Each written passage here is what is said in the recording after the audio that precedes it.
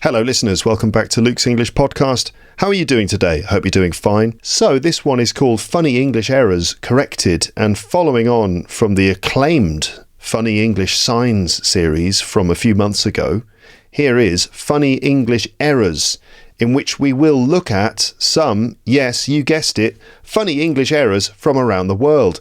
We'll consider what mistake has been made in each case, what makes it so funny, meaning what the kind of unintended meaning is, and I'll correct them all to make sure that you definitely learn some English from this, because that is the whole idea of this podcast, of course. By the way, I don't mean to mock people's errors in English. I want to make that point. I don't mean to just mock people's mistakes in English. As an English teacher, I generally don't mock my students' English mistakes. I think it's really important to make sure my learners of English don't feel judged or ridiculed, of course, but sometimes people just come out with some really funny things, and it's okay for us all to laugh about it together. And I do consider myself to be a language learner too. French in my case, and I make all sorts of stupid errors as well, and I don't mind laughing at my mistakes. I think that when learning a language, it's important to be able to laugh at yourself when you get something wrong, because you will get things wrong a lot, and it's not the end of the world. It's just a mistake, and you can learn from it. We all make mistakes when learning languages, and I suppose we can choose how we react to those mistakes. We can either feel mortified and never speak the language ever again, or we could just kind of laugh it off, learn from it, and move on and make progress. Now, I speak French as a second language, and I make stupid mistakes all the time. For example, pronouncing the phrase in French which means a lot. For example, if you say thank you very much in English, in French you say merci beaucoup, and I for some reason can't quite pronounce the coup part of that, and I always end up saying something that sounds like merci beaucoup, which actually means thank you, nice bum.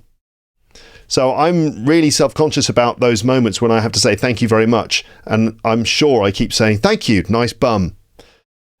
Also, my inability to pronounce the word for water, such an important word, and a word I have to use a lot in restaurants and things, but it's just a difficult vowel sound for me to pronounce. De l'eau, un bouteille d'eau. I mean, it's pretty disastrous. People often don't understand what I'm saying. They go, huh, like that. And so I just order beer instead. It's generally easier just to drink beer all the time. Also, my inability to remember masculine or feminine nouns in French and using the correct article. Is it un or une, which is a really common mistake that people make when they're speaking French. For example, I have to remember un pain au chocolat, un gâteau. Is it un gâteau chocolat or un? Basically, I just order two. Instead, it's easier. Is it une bière? It is une bière, une pinte, but un demi. So une bière, right? Because beer is feminine. Une pinte, because a pint is feminine, but it's un demi, that's half, that's masculine. So even though it's half a pint of beer, and both pint and beer are both feminine words, the word for half is a masculine word, so so I just order a pint every time. It's just much easier. As a teacher, my students make mistakes sometimes, even after I've worked hard to perfect their English. Here are some examples from student feedback forms at the end of a course at school I used to work in. So I used to work at this school in London. We had students from around the world coming. At the end of their course, we would give them a feedback form with various questions in it. One of the questions was, what do we do best at the school? What do we do best? And the answer was melting students from different countries. Melting students from different countries. I'm sure what the person meant was mixing students from different countries, but melting students sounds like, I mean, if you melt something, like you would melt an ice cream, if you put it in the oven, it would melt. So melting students sounds like we, put the students in an oven and make them turn into liquid. It should be mixing students, meaning making them come together and socialise with each other. In which area has your English improved most?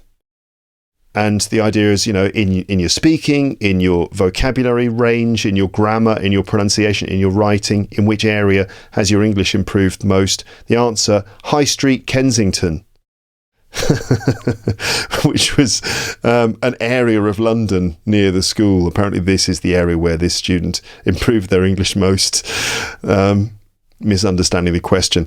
But anyway, let's look at some English errors from around the world, including English-speaking countries, I believe, like the USA, and we'll consider why they're funny and then offer some corrections so that we can all learn from these unintentionally hilarious mistakes. So as you read these or hear me describe them, can you decide how they should be corrected? So what is the error and how would you correct it? Okay, I got a lot of these from a website called demilked.com and also reddit.com, where you can find a lot of these sorts of things. So the first one is a sign in a public place, I assume, next to a bottle of hand sanitizer for cleaning your hands. This would be from the days of COVID-19, when, of course, we had to keep our hands clean and regularly clean our hands, sanitize our hands. And it says, please satanize your hands here. Please satanize your hands here. Of course, it should be, please sanitize your hands here, but I'm interested in the idea of satanizing your hands. What does this mean? I suppose this means doing something evil with your hands, or doing something sinful with your hands, something you shouldn't be doing with your hands. Yes, just make sure that you satanize your hands before you do it. I will let you decide what that is. But yeah, you would have to satanize your hands first. And then, of course, make sure you sanitize your hands when you finish doing it, of course. And you might need holy water to clean it off after you've satanized your hands. But yes, sanitize is the correct word there, of course. So sanitize your hands, or use hand sanitizer. The next one is what looks like a sign in the window of a shop, and it says closed for revolution, open soon. Closed for revolution, open soon. Yeah, open soon under new management after the revolution. So a revolution is something much more profound than just what you would do in a shop, while it was closed. The right word here is renovation. Closed for renovation. That would mean maybe redecorating the shop, making changes, fixing things in the shop so that when it's open again, it all looks new. It's all been repainted and redesigned. It's been renovated. So closed for renovation. But closed for revolution sounds so much more serious and profound. Like you think of a social revolution, like what happened in France in the the late 18th century with the revolution. That means, people rising up and releasing prisoners from the jails and taking the aristocratic people and chopping their heads off, and a total dramatic shift in the social order. This is a revolution, of course. And yeah, I suppose if there was a revolution happening in your city, you might need to close your shop in the meantime. Closed for revolution, open soon. Either that or there was some drastic change of management of the shop. But no, it should be closed for renovation, not revolution. Right. Now, as we go through this, there will be bits of vocab, as you've noticed, right? We've had sanitize, we've had hand sanitizer, we've had renovation, to renovate. Pay attention, because later on in the episode we'll review the vocab and I'll see how many of these little bits of vocabulary you can remember. Let's carry on. Now, this next one is a little kind of story. This is a meme, in fact, which does go around the internet sometimes, and it's a story of what happened when Japanese Prime Minister Yoshiro Mori met Barack Obama. Okay, apparently this happened in 2008. So here's the story. Prime Minister Mori was given some basic English conversation training before he visited Washington to meet President Barack Obama. The instructor told Prime Minister Mori, "When you shake hands with President Obama, please ask, 'How are you?' Then Mr. Obama should say, 'I am fine. And you?' Now you should say, 'Me too.' Afterwards, we, the translators, will do the work for you."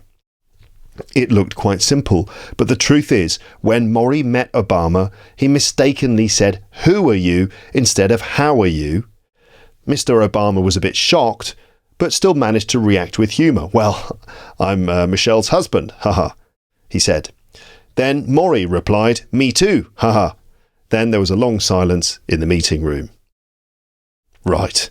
So instead of saying, "How are you? I'm fine. Me too," it was, "Who are you? Well, I'm Michelle's husband. Oh, me too." Ha ha ha ha ha. Okay, funny little story, but apparently it's not actually true. I did some research into this, and the story is fake news. It's just one of those kind of, I guess, a kind of like an urban myth or something, or just a joke which has been exaggerated or taken out of context.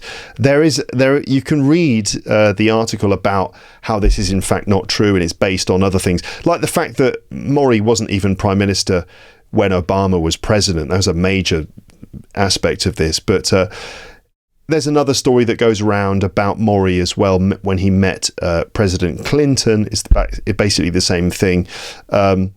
So it's unfortunately not true, and I'll let you read the article on Snopes.com if you want to, find out the details. Let's move on. The next one looks like it's in an airport somewhere in India, and it's a sign that basically says, "Eating carpet strictly prohibited." Eating carpet strictly prohibited.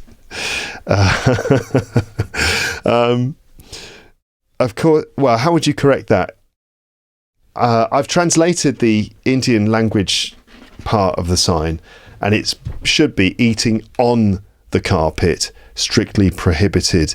So this is presumably for those people who perhaps sit down and eat their lunch or something while waiting for their plane, while sitting on the floor, eating on the carpet, which you could imagine might lead to the carpet being stained or something.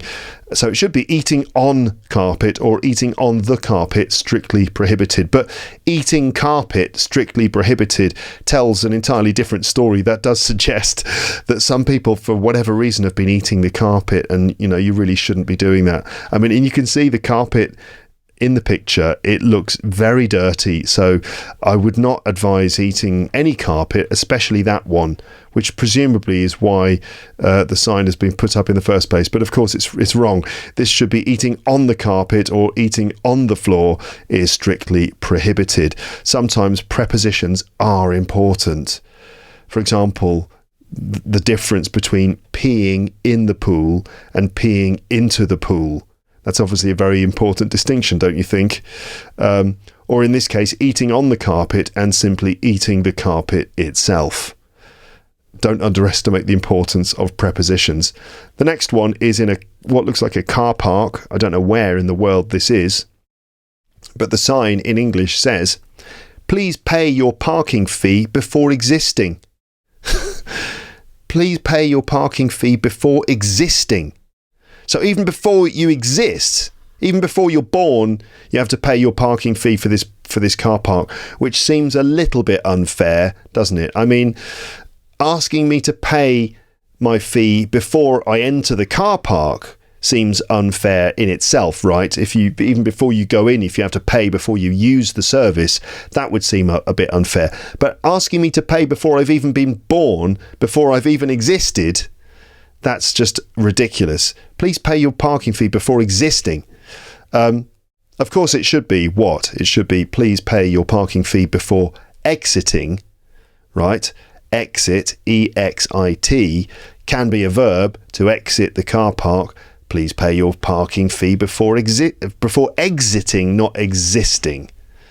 Yes, so I should just point out the vocab there. It's exiting versus existing. There is a difference, of course, in the pronunciation as well, right? Exiting, the first syllable is stressed, exit, and existing, the second syllable is stressed there. Let's move on to the next one. This is from a menu. I don't know where. And here are the items on the menu. So number 1, hot wings. Number 2, honey wings, presumably like chicken wings glazed in a honey sauce. Number 3, French fries. Number 4, cheese naan, I think. Number 5, seizure salad. A what? A seizure salad. No thanks. So this, of course, should be a Caesar salad. Caesar, like Emperor Caesar, right? Caesar salad, which of course is salad of what's in a Caesar salad? It's Parmesan cheese, leaves of lettuce, and croutons, which are like kind of crunchy cubes of bread, and a certain Caesar dressing or sauce. That's a Caesar salad. But this is a seizure salad. Okay? Caesar salad, correct. Seizure salad, spelt Seizure. Now this is not a salad that I would recommend, because a seizure is a kind of sudden health condition. If you have a seizure, it means you suddenly experience what can be quite a severe health condition, and it comes on very quickly, and it's where your muscles start to shake and you can't control them. So your arms and legs might move around and you might fall onto the floor. It can be very dangerous. That's a seizure, to have a seizure. Also, a heart seizure is essentially another word for a heart attack. So I wouldn't recommend the seizure salad at all. A synonym for a seizure is a fit. To have a fit, for example, to have an epileptic fit. So the seizure salad is not very appealing, as you can imagine, right? So that's that. Vocab for this, we have a seizure and a fit. I think those are probably the words to include in the vocab list for that. So of course it should be a Caesar salad, not a seizure salad. I think I'll just skip that, and I'll just go for the French fries, please. Thank you very much. Moving on to the next one is a picture of a supermarket. I think it's in China, but it doesn't really matter where it is. And on the sign, so in Chinese, I think it says fresh food supermarket, but then written in English on the sign, it says very suspicious supermarket. Very suspicious supermarket. Something just doesn't seem right about this supermarket. I just don't know what it is, but I don't think I'll go in there. No, why? Well, it says very suspicious supermarket. How could a supermarket be suspicious? Like, I'm not sure about that supermarket. Why would he seen all these dodgy people going in and out, carrying all of this fresh fruit and vegetables? Seems very suspicious to me. Something just doesn't seem right about it. So what do you think could be the word that they were looking for? Not suspicious. Maybe specialist. Maybe a specialist supermarket. One where you can find certain specific ingredients. That would be a specialist supermarket. But I have no idea how they've ended up calling it a suspicious supermarket. If something is suspicious, it means that it looks like something wrong is happening. It looks like maybe something dishonest is going on. Like, a suspicious man would be like a man wearing a long overcoat and a hat and glasses, standing outside the bank and maybe taking photos and generally looking over his shoulder and then looking inside the bank, taking a few more photographs, maybe calling on his phone and then hanging around, looking around a bit more and then going away. Right, that would be a very suspicious person acting very suspiciously, right? And then he turns up in his car, which is like a big van with the windows all blacked out, and he opens up the back of the van and he's got a big bag, which seems to be very heavy, and he slings it over his shoulder and he goes into the bank. Very suspicious person with his suspicious car and a suspicious bag. What's he doing? A very suspicious man. Maybe he works at the very suspicious supermarket. Who knows? I'm sure they meant specialist supermarket. You'd imagine so. Suspicious is the vocab there. Okay. Have you ever seen anyone being suspicious in your area? The other day I left my building I left my home, pushing my son to the daycare centre in his pram. And as I came out into the street, there was a man standing there with his phone out, clearly either taking photographs or video footage of my building, just blatantly in the street, apparently videoing my building. And as I walked past him, he carried on videoing. I walked past him and went down the street, and over my shoulder I could see he'd now started videoing the street where I was walking. I thought, who is this suspicious character? And of course, I don't know, maybe a little paranoid, or I'm a bit overcautious of these things. I was thinking, who is this person and why are they videoing me, apparently, and my building? Never heard or saw this person ever again. So who knows what's going on there? As if I'm not already on the internet enough. Someone had to come and actually video me. I'm probably being paranoid, but who knows? Very suspicious. Next is what looks like a warning label for, I think, some sort of laser, right? It's covered in all these warnings like avoid direct eye contact, do not use on material that reflects the light, turn off the power when it's not in use. And then there's one in the middle that says keep it away from incompetent people such as children or pregnant women. Yeah, don't let children or pregnant women do anything. They're incompetent. They'd probably break it or hurt someone. Incompetent people such as children or pregnant women. So it's the use of the word incompetent.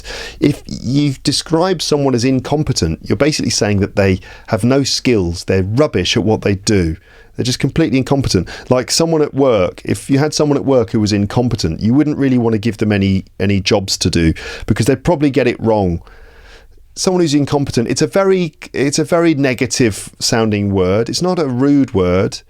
But it does basically say that someone is just useless, no skills at all, and just fails at everything they do. So suggesting that pregnant women are incompetent doesn't sound right. It just doesn't at all. So yeah, apparently this is a laser and it looks quite dangerous, but it would be better to say vulnerable people, I suppose, or at-risk people rather than incompetent people, because incompetent suggests that these people have no skills or abilities and that they're basically rubbish at doing things. So, yes, don't give this laser to a pregnant woman. They're rubbish at everything. It's the hormones, Yeah, no, that just seems really, really inappropriate to say that. So it's not incompetent, but I would say probably vulnerable. I mean, I don't know what the thinking is here. Why can't pregnant women operate this laser? Maybe it's because they're vulnerable, right? That's often the way that we consider pregnant women to be, because obviously if a pregnant woman has a shock, or if she gets sick, or if she has an accident, it can be very dangerous. Like they're more susceptible or vulnerable to these sorts of risks, because it can harm the baby during the pregnancy, and it could end up in a miscarriage or some other health-related issue relating to the pregnancy. So they are vulnerable. If someone's vulnerable, it means they are perhaps at risk of accidents or other health issues, right? They need to be protected, or maybe pregnant women need to be taken care of more carefully, and shouldn't be exposed to things like a laser, right? Same thing for children, right? Pregnant women and children, fine. These perhaps are more vulnerable people in society, or at-risk people. We also think of the COVID-19 situation. People who were at risk would be people with underlying health conditions who should be more carefully taken care of. So do not give this to vulnerable people such as children or pregnant women. Might have been a better choice in that particular case. Okay, let's move on. So again, remember vocab. I'm going to kind of give you a little vocabulary quiz when we've been through all these signs. See how many of the bits of vocab that have come up you can remember. Okay, moving on. We have a road sign. A large sign, I suppose, on a roadside, a safety reminder for drivers. And it says, speed thrills, but kills. The thing is, the word but has been spelt B-U-T-T. Right, so speed thrills, but kills. Obviously, it should be speed thrills, but kills. So speed both thrills and kills. So it thrills, but it also kills. But the word but is spelt B-U-T-T. And of course, this is American English slang. Your butt is your bottom, your arse, right? Speed thrills, but kills. Well, yeah, have you seen my butt? Be careful if you do. Maybe that guy was taking a photograph of my butt because it's lethal. Have you seen my butt? So, yeah, I mean, obviously speed thrills, but kills is the right answer. But, who knows? Maybe they were saying lower your speed and cover your bum just for the general safety of the local community. Right, this next one, I actually love this one. And I find it funny, but also actually quite useful on reflection. So this looks like a Japanese one. It's got some Japanese writing, and then underneath in English, it appears to have been stuck on the front of maybe an office building, the entrance to an apartment, maybe in the street or something. And it simply says this: do not dumb here, not a dumb area here. Do not dumb here, not a dumb area here, okay? So dumb is, again, slang, American English slang, really, but, everyone understands what it means. Dumb, D-U-M-B, if dumb means stupid. It's not normally a verb. Do not dumb here. It's not normally a verb. But, yeah, don't be stupid here. This is not a stupid area around it generally. So don't be stupid here. Do not dumb here. Not a dumb area here. After having translated the Japanese in the sign, I understand that what they actually mean is please do not throw away your trash here, or don't throw away your rubbish here. So what they really mean is do not dump here. Not a dump area, not a dumping area here. So this, I suppose, is for the attention of people who are dumping their rubbish in front of this door. Maybe people have been dumping their rubbish in the street, bags of rubbish in front of this building.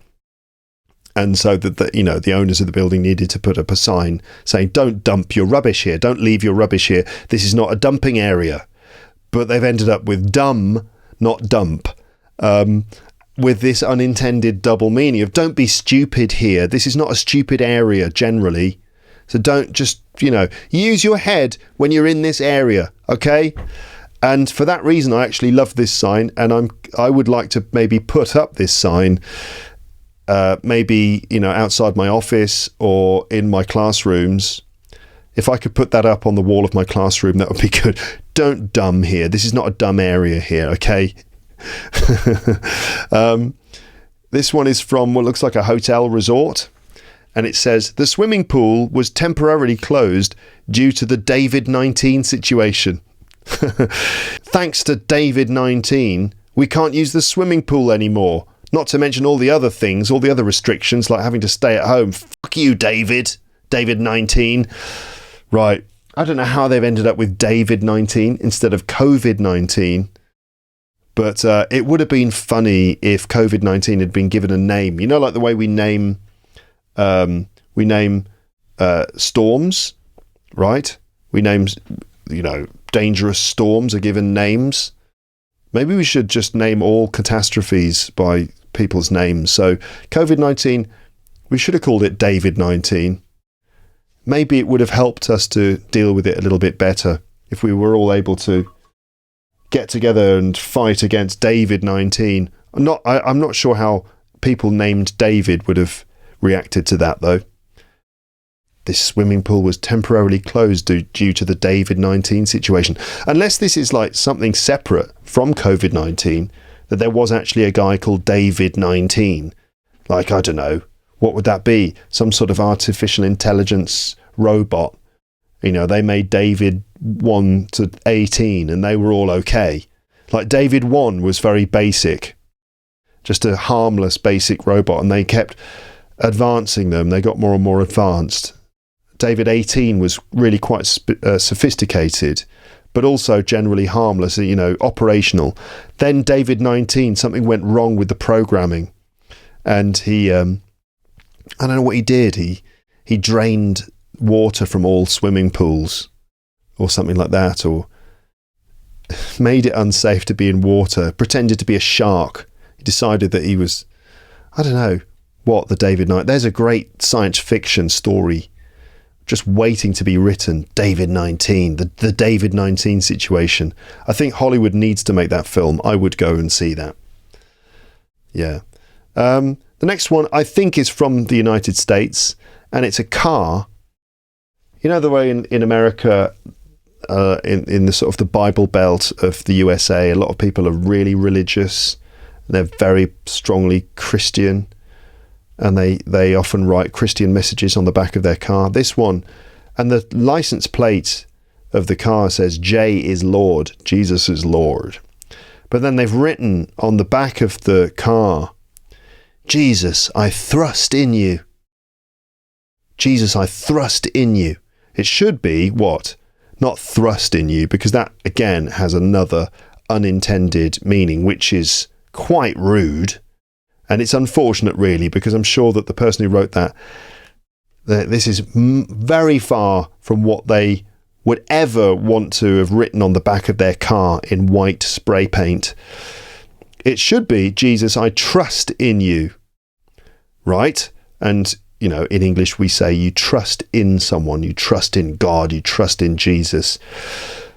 Although, that on its own is quite worrying. If you're driving down the highway and you see this person driving at whatever it is, 90 kilometers an hour down the highway, sharing the road with you, and they've written, Jesus, I trust in you. And you think, well, I'd rather you trusted in the highway code rather than just leaving it all up to Jesus. But still, writing, Jesus, I thrust in you. So the other meaning of this, and I have to say it's a bit rude, thrust is to push forwards with some force. When would you thrust? Well, I think the first thing that comes to mind, and it's not just me, because that's why this image has been shared on a website as a funny error. We would probably associate thrusting with the act of sexual intercourse when a man pushes forward, right? In this case, in someone. That means, that's, how it works, right? You had biology lessons at school, haven't you? You've done it, haven't you? Maybe you haven't, but the way. You may have seen videos. Anyway, to thrust in someone, right, but not Jesus. That's not what Jesus would have wanted. I'm pretty sure that's not what he wanted from his followers. Seems a bit much, doesn't it? Jesus, I thrust in you. I hope Jesus is okay with that. I expect he's not. Anyway, it should be, Jesus, I trust in you. So to trust in someone, not thrust in someone, because that has an unintended sexual meaning. Let's move on. Okay, so this one, I can't quite see. I think maybe this is written on the front of a shop. Looks like the canopy over the front of a shop. It says, first of all, the English is almost impenetrably bad here, but hidden within this bad English, there is actually quite a funny message. It says, "Dot distab, I am married. I am already very distab." Right, so I think this should be, do not disturb, I am married. I am already very disturbed. Yeah, so despite the English there, the humour comes through loud and clear, doesn't it? But I think that's probably all we need to do for that one. Do not disturb, I am married. I'm already very disturbed. Right. Here's one which looks like it's a sign in front of maybe a food court or a place where you can get food. Maybe jerk chicken, which is a form of barbecued chicken. This is what I'm assuming. And the sign simply says, think before you jerk. Don't jerk and drive. Now, again, if you're familiar with American English slang, and, most native English speakers are. So people from the UK, Australia, Ireland, everyone's going to understand what this means. Think before you jerk. The problem is that jerk in slang means to masturbate, right? The equivalent in English is wank, okay? Sorry if I've offended half the world's population listening to this, but my aim here is to educate and inform. And I think you needed to know this one, just in case you end up making this mistake yourself. If you work at a food court, think before you write a sign like this that says, think before you jerk, don't jerk and drive. I mean, it is good advice. You should keep both hands on the wheel at all times, right? So don't jerk and drive. I think what they intended to say was like, think before you eat jerk, meaning a type of barbecued food. Don't eat, jerk and drive, but think before you jerk, don't jerk and drive. Yeah. I can only imagine this was at a food stall, maybe selling jerk chicken, but think before you eat jerk, don't eat, jerk and drive. That still doesn't work. Don't eat, jerk and drive. Obviously, don't do all three of those things all at the same time. That would be a very bad idea. Let's move on to the next one.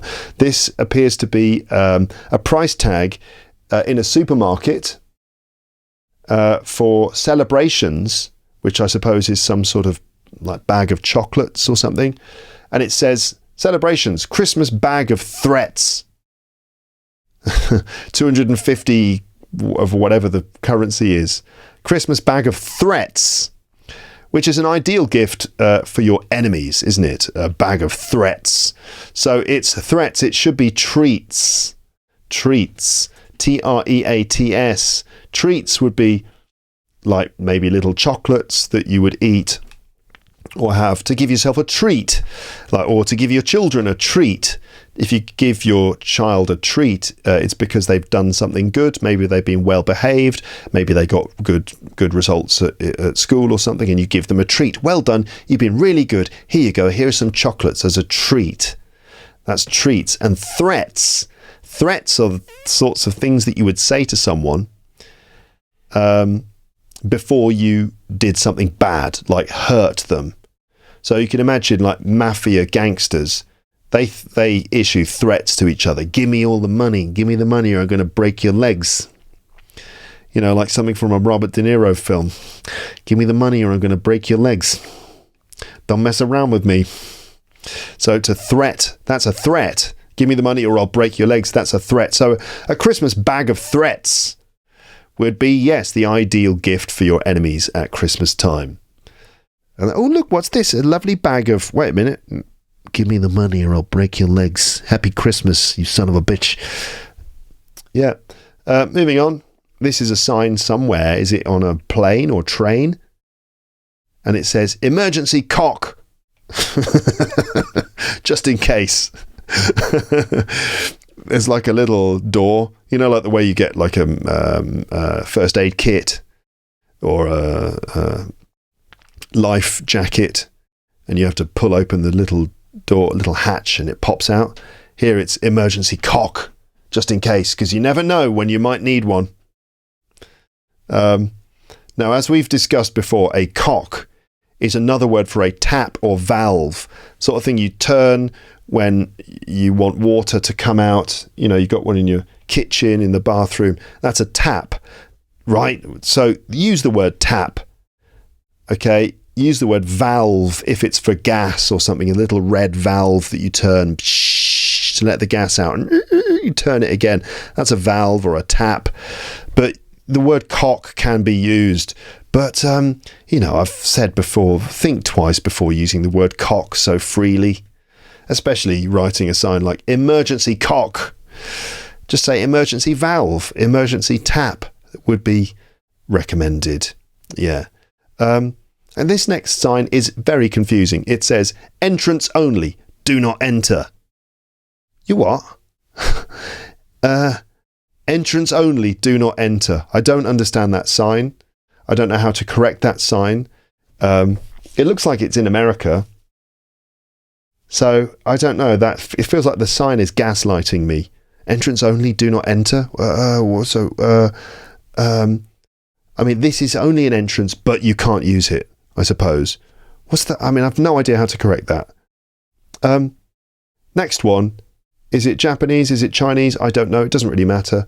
But there's a sign with a man walking and a red cross through the middle of the man. It just so happens to cross right across his groin, which is the middle of his body. And it says, erection in progress.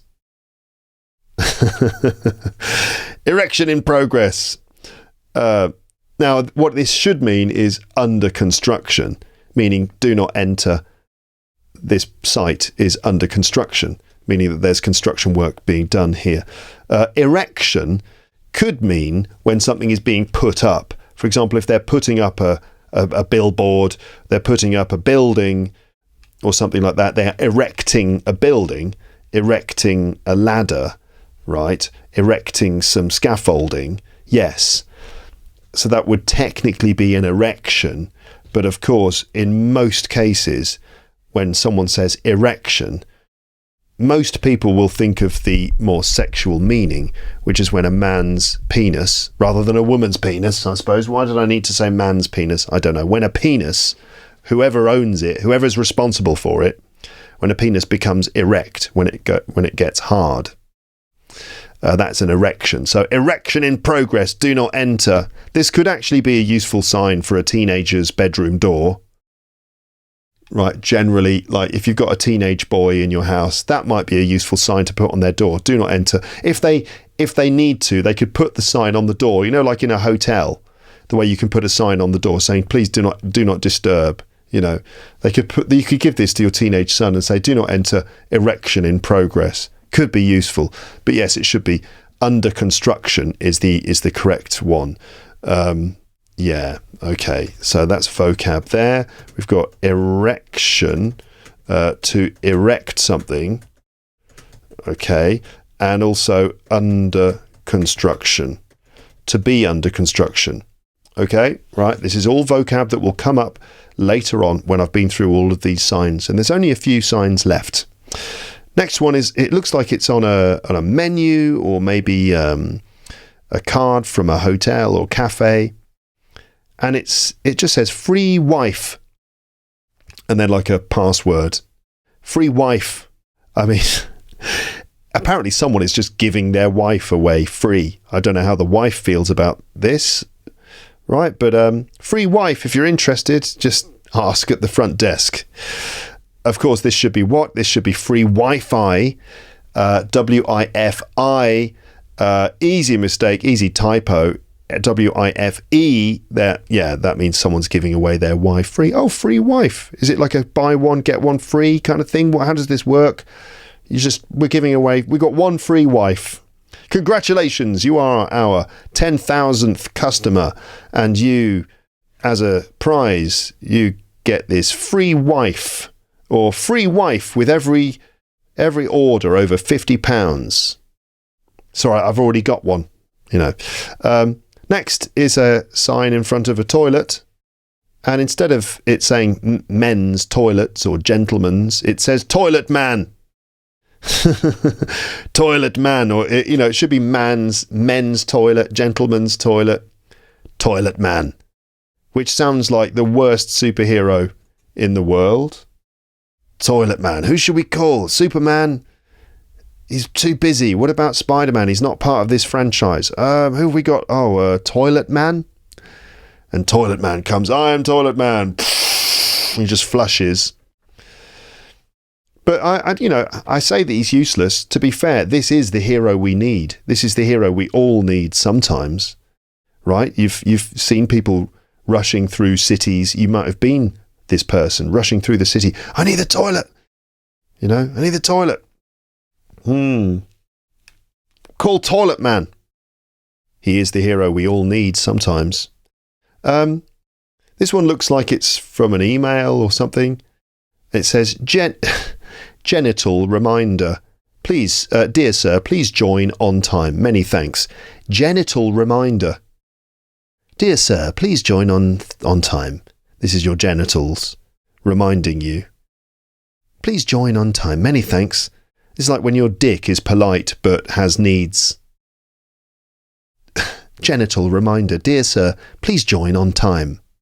I've been waiting. Many thanks. When your dick is polite. Genital reminder. So, no, not genital, but gentle, of course. So the vocab there is genital and gentle reminder. So genital, yes. It got a bit rude again, didn't it? I'm sorry. I assume that that 50% of the world's population who were offended by the other things, Jesus and all the rest of it, maybe, I don't know what you've done. I don't know. You've thrown your iPhone into a lake at this point, so I think we're probably all right now. Anyway, you need to know the difference between gentle and genital, don't you? I think you do, so that you don't make this mistake yourself. Gentle reminder, of course, Gentle, is a lovely phrase. This is just a gentle reminder. Please join the Zoom meeting on time in future. Right? That's the sort of note that you could send to someone who maybe has been joining the meetings 5, 10 minutes, 15 minutes late every day, and you'd say, just a gentle reminder. If you could please just join on time, that would be convenient for everyone. Thank you very much. Lovely. Very nice, that. But not genital. So genitals, your genitals are your private parts, right? Do I need to explain any further? Have a look if you're not sure. Genitals. I mean, don't necessarily do a Google image search. You don't need to do a Google image search. You could probably just look in your pants, just do a pant search, and you'll be able to see all the images you need of your own genitals, if that's necessary. But anyway, genitals, yes, the sort of sexual organs, they are, let's say, scientifically known as your genitals. So a genital reminder would be some sort of reminder relating to your genitals. Please join on time, for example. Okay?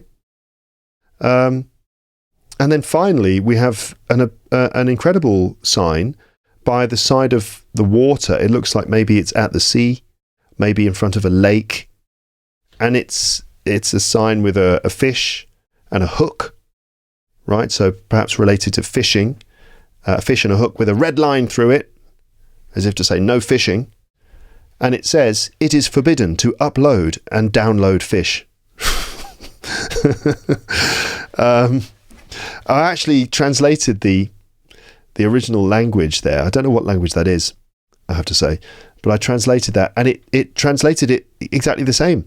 So even in the first language, it seems this is a mistake. It's forbidden to upload and download fish.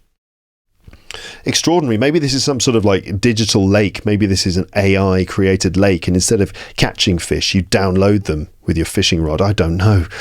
But I suppose what they mean is it's forbidden to catch or release fish here. But it's forbidden to upload and download fish. How do you upload a fish? Anyway, I suppose you'd upload a fish in the same way as you upload anything else, really, right? You just click on the fish, right-click on the fish, and click upload. I suppose that's it. And download, more or less the same thing. Maybe you need a fish downloader to be able to do it. I don't know what's going on. I don't know how to correct that last one. I've no idea. Except maybe, it's forbidden to release fish here or catch fish here. But upload and download fish? What's going on there? I don't know how that happened. So there you go. That was a selection of funny English errors corrected. And just as promised, what I'm going to do now is go through a list of vocabulary that came up in this episode. And I will ask you little questions to see how many of those words and phrases you can remember. Okay? Right, let's do that now. Okay, so if you check the episode PDF for this episode, which you will find in the episode description, then you can see, first of all, a list of all the vocab items that I've dealt with, explained, defined with examples and comments, and then this list of quick memory questions with answers underneath. Okay, so let's see if you were paying attention during this episode. First of all, then, which word means, what happens to a candle, for example, if you put it near a fire? Or what happens to ice cream if you leave it out in the sun? It what? It melts. It melts. That goes back to that error in the feedback form. What do we do best here at the school? Melting students from different countries. What about the other word then, which is where, for example, in a social situation, what does a good party host do to help guests get to know each other? Doing something to encourage people to meet each other and socialise. They them. They don't melt them, no. They mix them. Okay, so mixing people. What S word is what you should do with your hands to remove germs before you eat, or during the COVID-19 days, not David-19, but during the COVID-19 era, we had to constantly clean our hands. What's another word for that? Remove all the germs, to sanitize with a hand sanitizer, right? Which R word? Yes, a cafe, a shop might have a sign that says closed for, closed for what? It means that they are maybe redecorating, redesigning, refreshing the interior of their shop. That would be what? Not revolution, but a renovation. Yes, closed for renovation. What E word? This is what you must do before... Okay. What must you do before according to the sign? Okay, hold on a minute. Let me just rewrite that. So you must pay the parking fee before the shop. What is it? Before leaving the shop. Okay, it's exiting the shop, of course. S, what's the medical term for a sudden uncontrolled electrical disturbance in the brain which causes your muscles to shake and you to lose control of your body? That is a zzz. It's like, oh my god, he's having a quick just make sure, clear out the objects, make sure that there are no sharp objects around him, just try and lie him down on the floor. He's having a what? A seizure, right? Another word for this, another word for a seizure or sudden. It could also be used for a sudden outburst of emotion, like when someone can't stop laughing. To have a laughing it's a fit in that case, right? An epileptic fit, a laughing fit, a giggling fit.